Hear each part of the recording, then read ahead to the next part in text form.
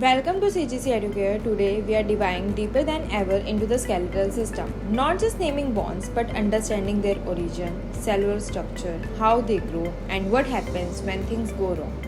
Let's decode the living framework of the human body. So, what is skeletal system? The skeletal system is a framework of the body. It is made up of several bones that facilitate movement and give the body structure and support. Embryological development. The skeletal system begins forming during the third week of embryogenesis from mesodermal and neural crest cells. There are the two main types of ossification, intramembranous ossification and endochondral ossification.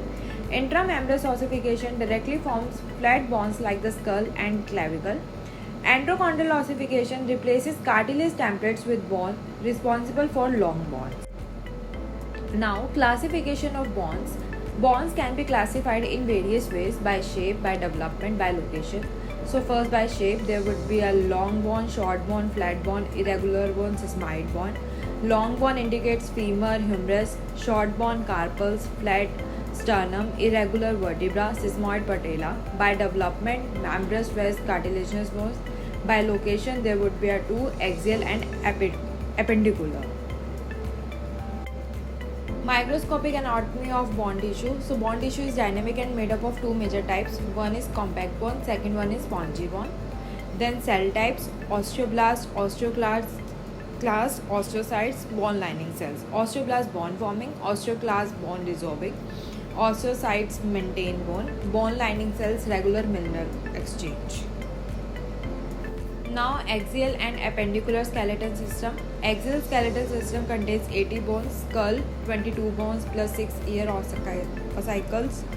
Then hyoid bone, vertebral column, which indicates 33 vertebra, 7 cervical, 12 thoracic, 5 lumbar, 5 sacral, 4 coccygeal. Then thoracic case, 12 ribs into 2 plus sternum. Then appendicular skeleton system, 126 bones, upper limb, lower limb. Upper limb includes shoulder girdle, humerus, radius, ulna, carpals, metacarpals, phalanges. Lower limb, pelvic girdle, femur, tibia, fibula, tarsals, metatarsals, phalanges.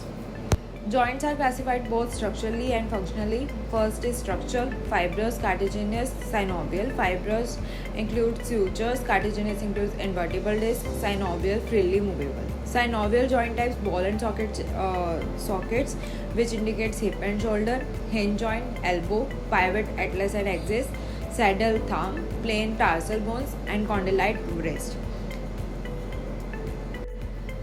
Now, clinical prevalence. Osteoporosis, reduced bone density, common in most menopausal women. Rickets, vitamin D deficiency leads to soft movements. Faggots disease, disorganized remodeling.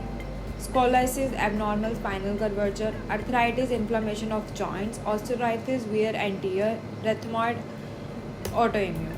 There would be some imaging techniques which we can do in the X-ray, CT scan, MRI, DEXA for bone density. So the skeletal system isn't just a support structure, it's a living, changing system. It reacts to hormone, heals, store minerals, and even protect our most vital organs. If you have any questions, drop them in the comments below, and don't forget to stay tuned, like, share and subscribe to the channel for more in-depth anatomy content.